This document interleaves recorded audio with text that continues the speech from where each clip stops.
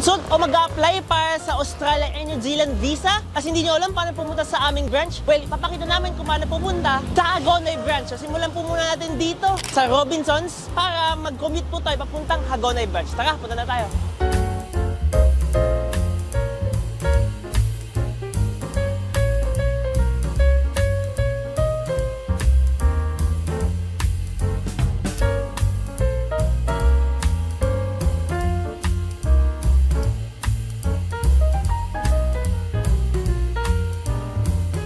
Pagbaba natin dito sa jeep, pupunta po tayo dito sa tricycle sa Santa Monica.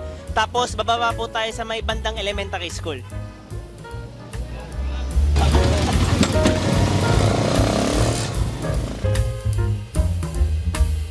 So, alam niyo na kung paano papunta dito sa Hagonoy branch ng NB Consulting. Sa susunod na video, pupunta naman po tayo sa Malolos at kung paano mag-commute dun. So, dito nga po kapag pupunta tayo, no, baka sabihin nyo, natatakot kayong kumatok. Hindi. So, pasok lang po kayo and then pagkapasok nyo po dun, kakatok po tayo sa gilid. So, dito na yung Hagonoy branch ng NB Consulting. Kasi dito yung mga services na pwede offer. And of course, meron din consultation dito kung anong visa ang maganda dito. And of course, meron po tayo licensed immigration advisor. Kaya for student visa, libre po ang immigration advisor fee. So, tara na po dito if gusto nyo po magpa-consult about sa mga kung ano-anong visa papuntang New Zealand or Australia.